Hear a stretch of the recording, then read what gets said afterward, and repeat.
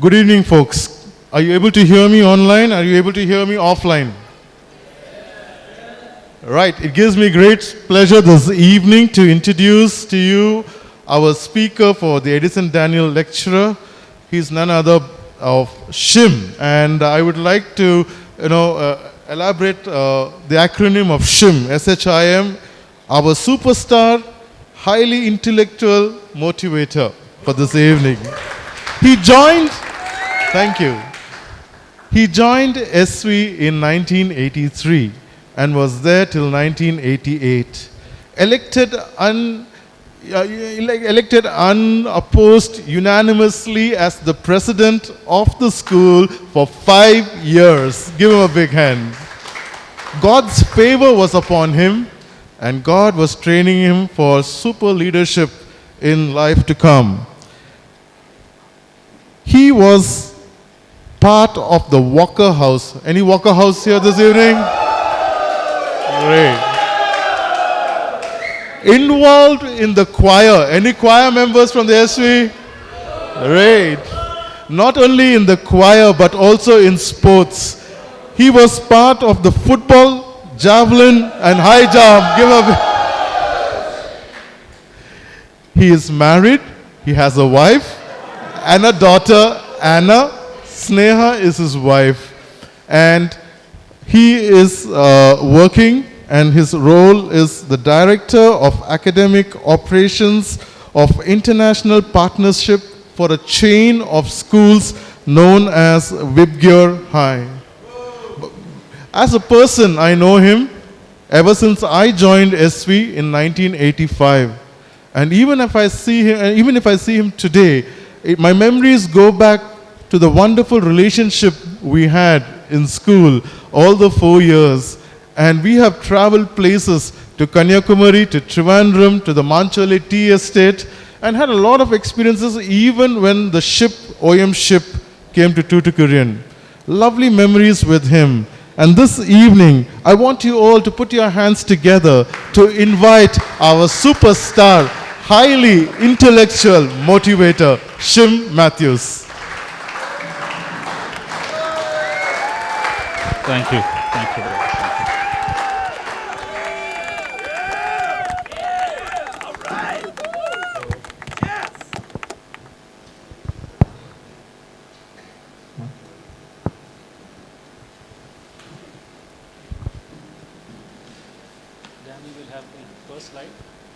So, evening everyone. It's such a blessing and also a privilege, and I'm humbled by the acronym Sammy you used for me. Unfortunately, my dad is not alive to hear what you said, but he would have been very proud, I can say. Before I start off, it's such an important part of our meetings that we have held over the years, that we would like to give it all the due respect and the kind of importance this lecture series deserves, because over the years we've had some beautiful lectures on Edison Daniels that we've heard from multiple alumni over the years. So thank you folks for that wonderful welcome, for clapping for me, because you felt part of the Santhosha Vidhyalaya group or when we studied, right? So just to see what SV does it, just like what death does to everybody, it brings you down to level 0, right? So what SV does it, whoever you are, it doesn't matter. It brings you down to level 0. You're all of the same kind. Yesterday, I met a young boy. He's only as old as my daughter, right? I'm the first batch of the SV, passed out in 1988 from grade 10. And one of my pass out friends, Joshua, is here with me. We're the only 2 guys today who are here in this meet. Of course, my juniors, immediate juniors, all of them are sitting right there, aligned, and I'm so grateful that I could see all of them. Yesterday I met a guy, thank you, Sammy, for the introduction again. Yesterday I met a guy called Jabajos. Jabajos, where are you? He told me, he's embarrassed right now, wearing a red t-shirt. Yeah, you can focus on him. He passed out last year, and I passed out in 1988, right?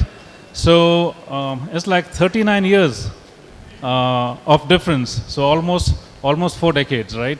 So that's the that's the kind of difference that we have here. Maybe hadn't he known that I'd passed out as the first batch, his interaction with me would have been slightly different, right? Anyway, thank you.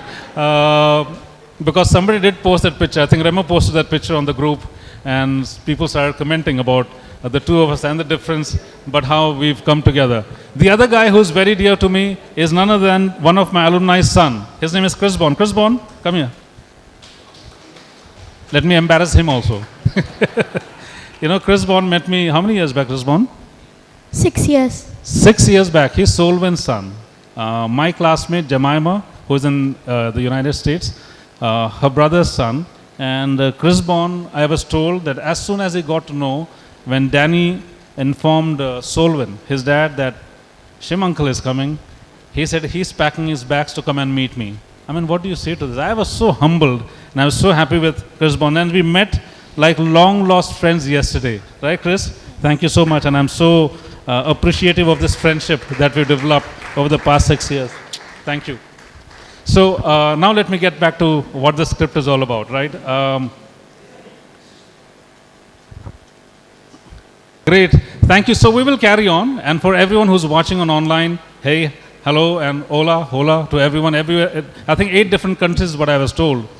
I'm telling you folks, even as I venture into what I'm going to read, because I really want to make sure I've covered almost every aspect of what I can think. I've divided my lecture into 3 parts today. One is myself and me as a person and my connection with my family. Second is my boarding school experience, and lastly is the experience that I have. You know, there are some people who would have come for this alumni meet for the first time, right? I think there are some who've come here for the first time. Some have been coming here for over the years or for quite some time. Some have been working really hard behind this to make sure that what we are able to witness today is something that continues and sustains. Being the first batch, we're also called different names by different teams, and let me tell you, those names were not given by them. Those are names that I gave them to call us. So we've been very democratic in the entire process of telling you what you need to call us. We're not asking you to call us, but it's left to you. If you feel it's good to call us that, go ahead and call us. You know, the word that we had coined some years back was the word Dino. Dino is from dinosaurs, right? So we seem to be of that generation because others are much younger to us. As I told you, somebody who passed out only last year is sitting here listening to my lecture, but is a part of the SVAA alumni, felt like who I was when he was passing out of those grades in grade 11 or 12. Anyway, a long time ago, back in May 1983, to be precise, 39 years back, when I was about 11 years old, my dad took me along to drop me to a boarding school somewhere in the foothills of the Western Ghats, in a small, unheard, unremarkable, and a forlorn village called Donavur. By the way, Donavur derives its name from Count Dona, who initially funded German missionaries at the site in the early 19th century, on which Walker House, the guy who started the Walker House, or we can call him the originator of Walker House, Reverend Thomas Walker, then established a school in Donavur. So that's the history of Donavur. So Dona's Ur, right? That's what it means. The IEM missionary in Bastar at that time, just give me a second. Yeah. In Chhattisgarh state, who we used to call Sundar Anna. He's the father of Hepzibah Sundar, some of you may know. We also call her Preeti. Told my parents that SV is a school, or Santhosha Vidhyalaya is a school set up for missionary kids. If time stands still, there even today, right? So we have, okay. All right. Okay, that's a small image. If time stands still even today, imagine how much more still it would have stood almost 4 decades back. Now I have the second picture, the picture of the banyan tree. The picture of the red brick bus stop or bus stand of Donavur tells you 1,000 stories. I was also accompanied by my elder brother Sam, who was about 12 years old. I don't know why I was chosen in my family to be sent to SV. The only reason I can attribute is to me being the middle child. Now we'll have Rojo speaking about that a little later maybe. Okay? And my parents thought I fit the bill. I think that parents are adventurous when it comes to a middle child. That you can take a risk, take a chance, which they may not want with the elder or the younger child. You know, the middle child's case is neither a here case nor a there case. As they say in Hindi, dhobi ka kutta na ghar ka na ghat ka. That's what it says. So if you understand Hindi, you'll know that. So I'll go to the third pic, the pic of my mom. Okay, so Danny, the third one. Listen carefully, everyone, listen. All the middle children here, anybody who's a middle child here? Oh wow, that's amazing, right? I'll tell you more about you and why you should be proud of being the middle child, because I am the middle child. Don't you ever forget, 12th August every year is celebrated as the Middle Child Day. If you didn't know, note it down, 12th of August. It's our day, the Middle Child's Day. Let me quote Catherine Schumann, who co-authored the book, The Secret Power of the Middle Child, with Dr. Catherine Salmon, okay? The apparent disadvantage they endure in childhood turn out to be beneficial. Who? The middle child. The apparent disadvantage that they endure in childhood turns out to be beneficial in many cases, giving them the attributes of empathy, independence, articulacy, and creativity. The others can get jealous, but that's the speciality that we as middle children have. You know, I read that 52% of the American presidents were middle born. Now get it. Hear it right. Let me rub it in, okay? 52% of American presidents, I don't know how far it's true, but that's what I've got to know, were middle born. Somebody needs to check the data later. Anyway, let me carry on. I didn't know if the school I was being taken to was a new one or an old one. And at the tender age of 10 or 11, age or the aura of the school doesn't matter. I wasn't even prepared to be away from home because I had never been. The thought of meeting your parents after a year didn't even occur to me then. I was too young, naive to have such deep thoughts. All that you look forward to was a new surrounding, a new bunch of friends and teachers. Danny, my next picture. So that's how I looked. Our entire church had come to bid me a teary farewell at the train station, as though I was taking off on a mission to Mars or to outer space. That beautiful practice in that small town of Jagdalpur, from where I come, in the center of India, continues till date. I guess the one who cried the most on all those occasions was my mother. Even today, when I bid her bye, the same kind of tears roll down her eyes. Oh, I tell you, the love of a mother is irreplaceable. You can see some mothers here with their children. I know that there may be exceptions. But the love of a mother is the kind of love that gets compared to God's love while on earth. My father, Mr. Matthew Abraham, a pioneering evangelist in Orissa first and then in MP, now Chhattisgarh, was a short man but a tough guy. But I was told by my elder brother Sam that even my tough dad cried profusely while they were on the way back to Kerala after bidding me bye at Santhosha Vidhyalaya. I am reminded of all those fathers, mothers, brothers and sisters who would have cried and do that even now as they bid their precious siblings or children goodbye. I'll have the next picture of the picture that remains etched in my memory is my dad waving his hands at me, even as he looked back again and again to see me wave back at him, until he disappeared along the pathway surrounded by cactuses on either side in the Donavur pathway. I had always wished to take that road to Donavur bus stand and drop him, but I know it always remained a wish. I'm sure his heart broke into a million pieces, as did mine. So what did you do then as a child? You picked up your pieces and quietly went back to your room, shed tears and waited for another day, and for that day when you would be able to see your dad and your family again. Was it easy living in the hostel? I don't think so. But we managed. We managed because that was the only thing you could do. The lesson one learned even at that age is that you must carry on with your life. You will have your own set of problems, issues and challenges. As they say, when life gives you lemons, you make a lemonade. You will have to learn to manage, cope and stand up. You will have to fight your own battles, friends, and your own demons. Giving up on anything, be it friends, family, and relationship, is not the answer. The fight will always go to the brave. Nothing comes easy in life, and neither is it the same for everyone, nor will it ever be. We will always have this disparity of health, wealth, and happiness. The best example is what I'm going to tell you next, and listen to me very clearly. While our country may boast of having the second richest man in the world, valued at Indian rupees 13,220 crores, or around 73 billion US dollars, that's his value, and you know who I'm talking about. We also are a country ranked 101 out of the 116 countries in the 2021 Global Hunger Index. 15.3% of our population remains hungry.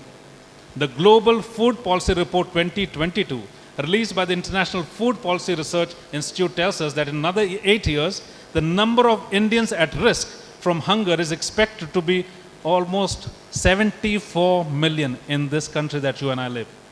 While we have our beefs and our porks and our mutton curries and our chicken curries and our parathas, remember, there's a time not too far from now where almost 74 million Indians will go hungry.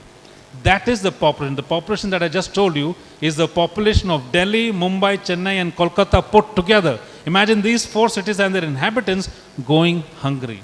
So this just tells us about the disparity that I was talking to you about. Dear friends, my inference is that those who think that they will live in the fanciful kingdom of earthly eternal bliss will unfortunately inherit a painful life. Blood, sweat, and tears is what life is all about. And very few have the privilege of being born with a silver spoon. Let me also add that unless, and this is my personal belief, unless we have God in the picture, we are doomed to lose. To know and experience the power of the resurrection of the Lord Jesus Christ is what makes my life worth living, at least for me. And I sincerely wish it's the same for everybody who's seated here. Well, my boarding life has taught me that every moment we spend with our parents and siblings is precious. Let me tell you, how much ever you may hate your parents or siblings, every moment we spend with them is precious. There is no knowing when their end or your end will come. And you know by this time how many SV mates we have lost over the years, younger to us. Many who have lost their parents or siblings will know what I am saying. I recollect that while I bid my dad my last goodbye, while he was still alive in Jagdalpur, where I grew up, the place where he served and breathed his last, I will forever remember till my last breath how I tried to escape his gaze, even as I had to leave while he lay in the hospital bed. When he looked at me without taking his eyes off, I thought he was telling me something like this: "Listen, son, I brought you up, gave you the best I could as a missionary dad, put you in a good school, gave you a decent college and university education, took care of your every need," which he did, "gave you the right spiritual insights, brought you up in a Christian home, and provided you the fellowship of a good church, family, and friends. I got you a good wife from a mission-minded family." You know, my wife Sneha is the daughter of Christian historian, journalist, writer, speaker, Dr. Babu Varghese, who is based out of Bombay. And I'm aware of your many rights and wrongs you have done while you were with me or even away from me. But even as you hold my hand for the last time and go away to your workplace in Bombay,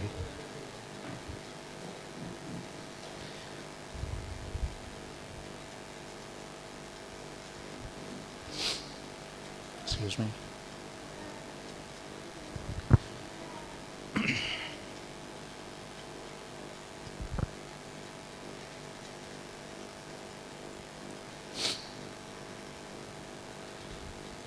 I'm not sure if we will ever meet here again.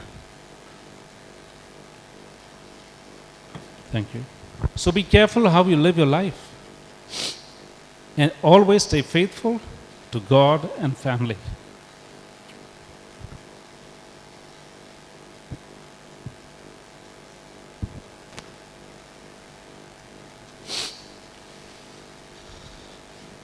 till date, I carry the guilt of leaving him behind and coming back to my workplace in Bombay.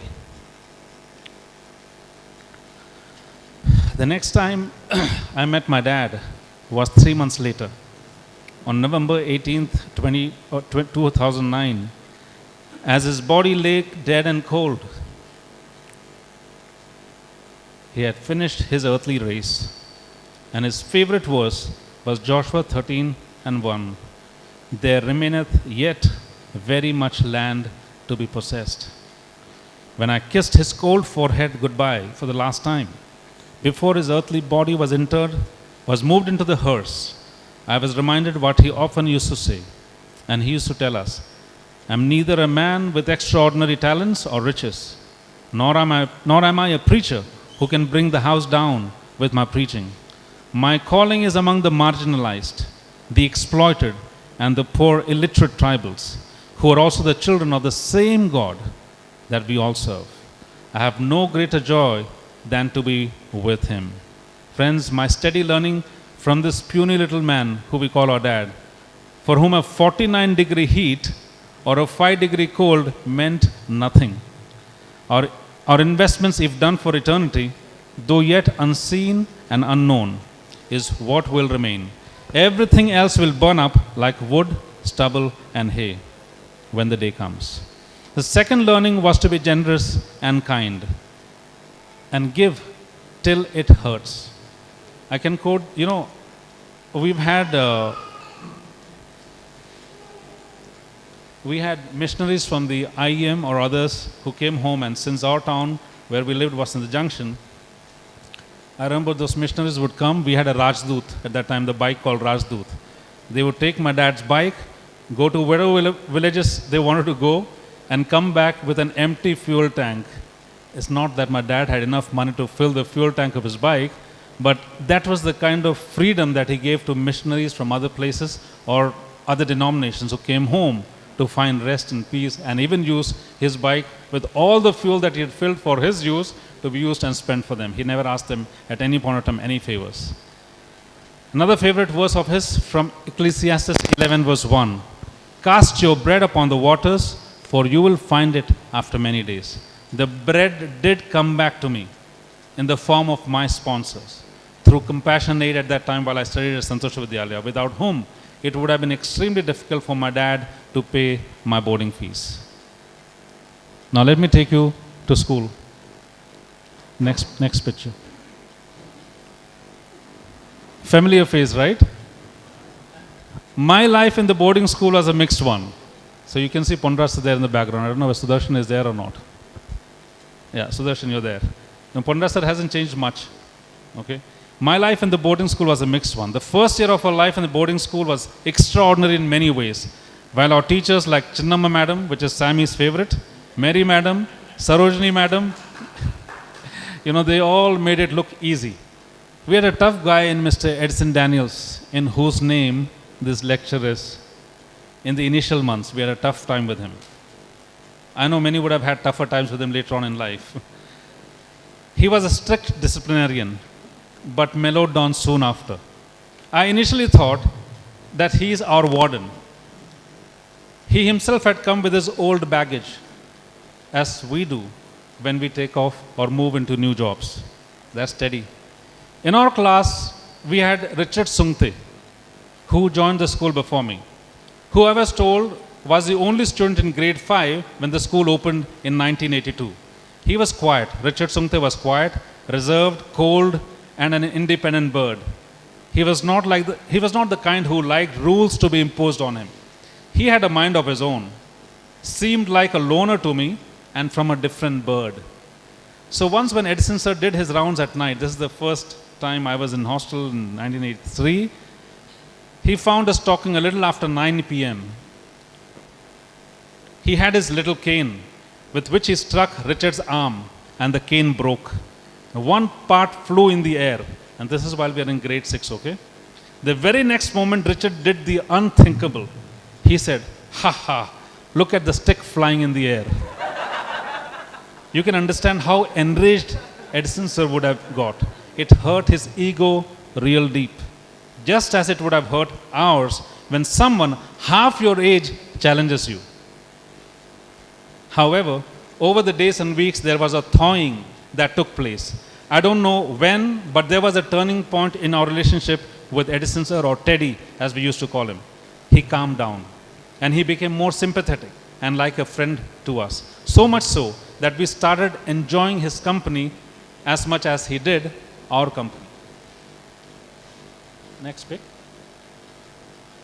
Teddy taught us that he taught us about music, about nature, enabled the broadening of our minds, taught us what narrow-mindedness meant, allowed us to peep into our teenage strengths and weaknesses, made stories come alive.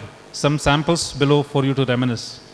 15 men on the dead man's chest, yo ho ho and a bottle of rum. Drink and the devil had done for the rest, yo ho ho and a bottle of rum. I'm sure you'll remember this from Treasure Island. You know, do you want to reminisce some more? Do you want to reminisce some more lines? Oh, young Lochinvar is come out of the west. Through all the wide border his steed was the best.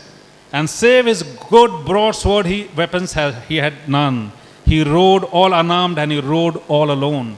So faithful in love and so dauntless in war, there never was a knight like the young Lochinvar. He stayed not for brake and he stopped not for stone. He swam the Esk river where ford there was none. He lighted at Netherby gate. The bride had consented, the gallant came late. For a laggard in love and a dastard in war was to wed their fair Ellen of brave Lochinvar. So boldly entered the Netherby hall among the bridesmen and kinsmen and brothers and all. Then spoke the bride's father, his hand on his sword. For the poor craven bridegroom never said a word. O come ye in peace here, or come ye in war, or dance to our bridal, young Lord Lochinvar. Let me go down. So stately his form, and so lovely her face, that never a hall such a gallard did grace.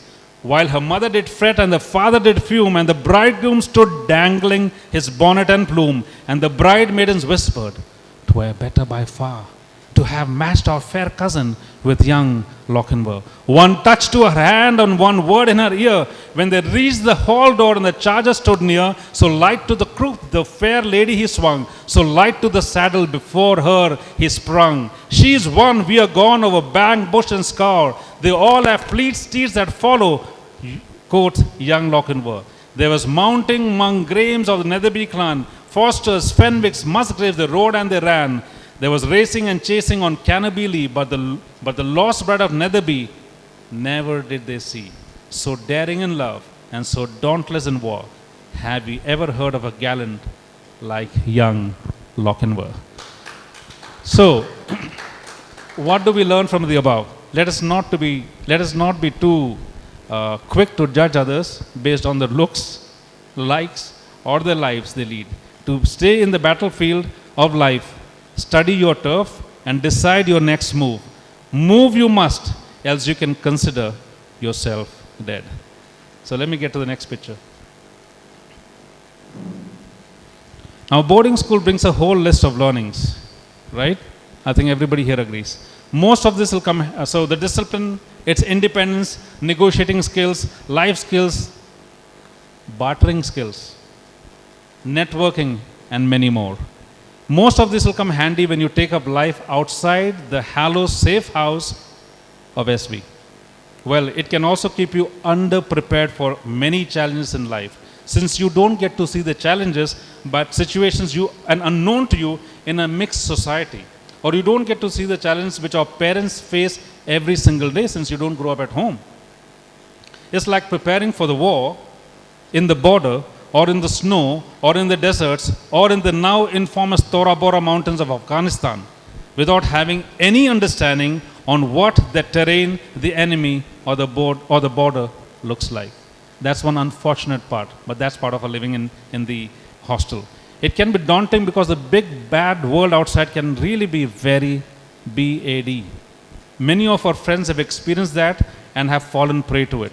But we must learn to fight back with the same vengeance that Captain Ahab had towards the sperm whale when he says, "To the last I grapple with thee. From hell's heart I stab at thee. For hate's sake I spit my last breath at thee."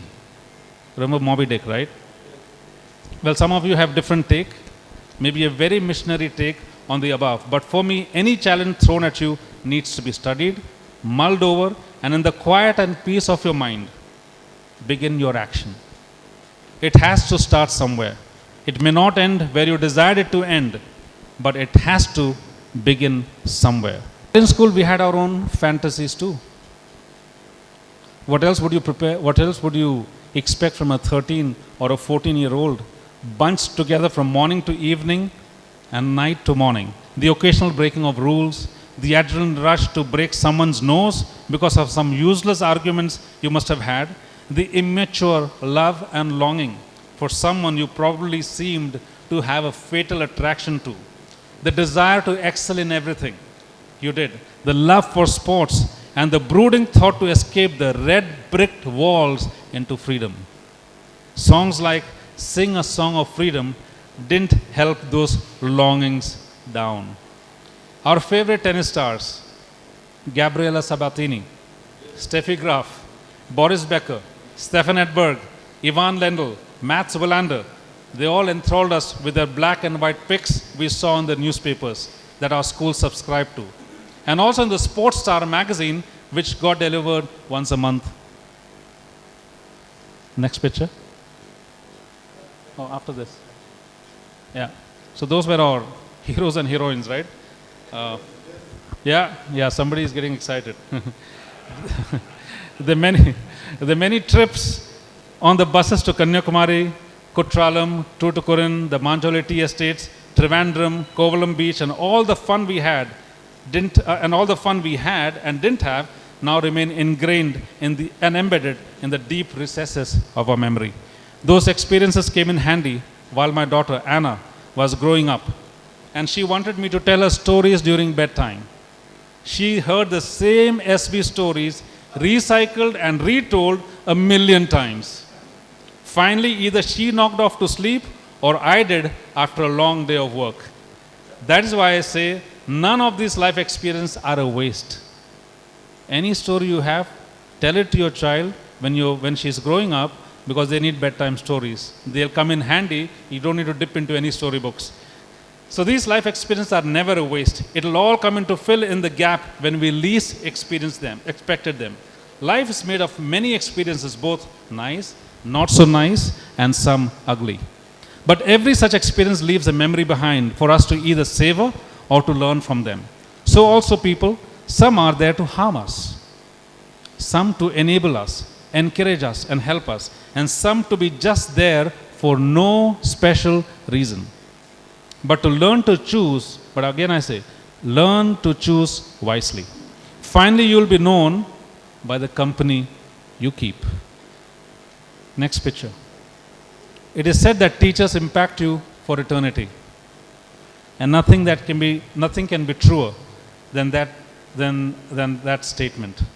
Rita Madam, from whom I learned that life can be deeply cruel to you, can snatch away which you considered your very dearest, can shake or even demolish your faith, but that is not necessarily the end.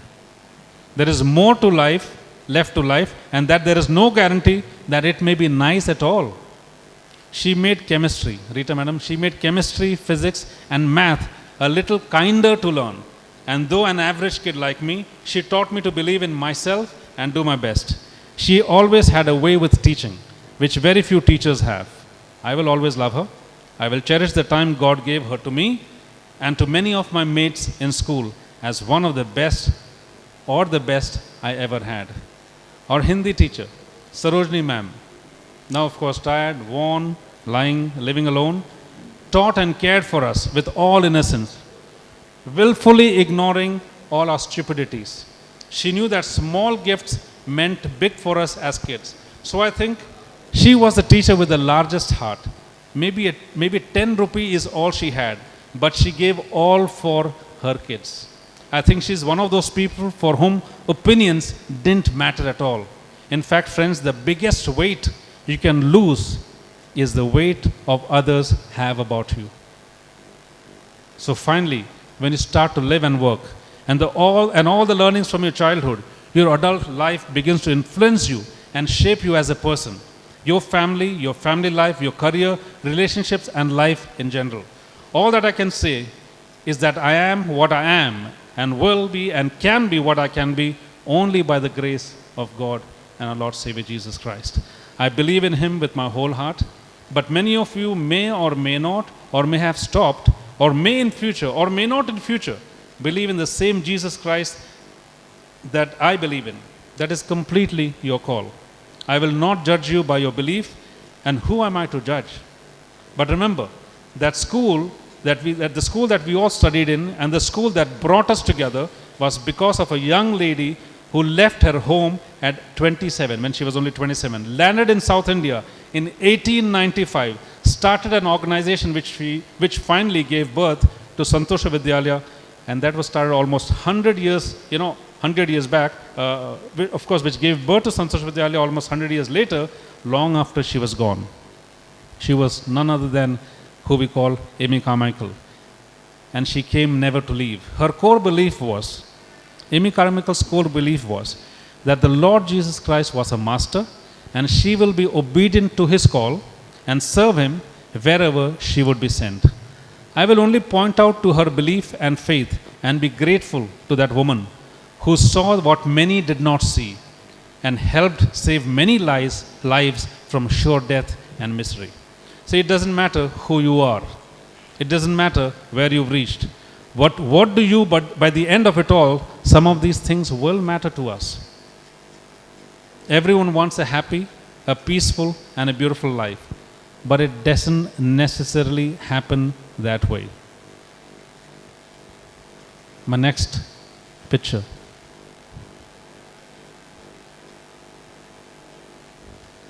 My little dog Tofu. He's a big fellow now. He has taught me about love and faithfulness. Childlike appreciation and gratitude are some of the essentials of life. Even if you're a 50-year-old like me, you will always wag to the one who loves you the most. Remember, you will always wag to the one who loves you the most. Tofu's tail is the tail of love for me. You getting me? Tofu's tail, my dog's tail, is the tail, T-A-I-L, T-A-L-E, of love he shows towards me. We'll go to the next picture. The two women in my life, who I call family. That's the last picture there. Are the ones who will stand through thick and thin. At least that's what I believe. And most times they are not wrong when it comes to my well-being. My wife Sneha and my daughter Anna are teaching me every day that I, as a man, needs to be less egoistic, more caring, and yes, also they tell me that I need to behave my age. All middle-age problems. They are my greatest critic, who know everything about me, but make me feel as though I am the greatest saint. They are straight and tough on me, but compassionate and warm. If not for them, I wouldn't have made it thus far. Let me go to the last picture. The one in the middle, that's our family. My family, my younger brother Jim's family, my older brother Sam's family. It's all of us together. You know, at the end it all comes down to the family and the family that you have. That's how God made it, and that's what it's meant to be. I wish that the serenity prayer is a prayer I live by, because that's how I feel when I'm with my brothers and my mom and our families. God grant me the serenity to accept the things I cannot change, courage to change the things I can, and the wisdom to know the difference. Living one day at a time, enjoying one moment at a time, accepting hardship as the pathway to peace, taking, as he did, the sinful world as it is, not as I would have it, trusting that he will make all things right if I surrender to his will, that I may be reasonably happy in this life and supremely happy with him forever in the next. Amen. This is the prayer written by Reinhold Niebuhr, the American theologian, back in 1926, which is also famously called as the Serenity Prayer. So friends, I conclude by saying this, that for us, while we live here and while we are part of the alumni and while we come here or don't come here, remember, the friendships that we made or established while we were young, impressionable minds are what will last for us till we are able to remember who we are. Thank you so much for listening to me, everybody here and everybody online. God bless you and thank you.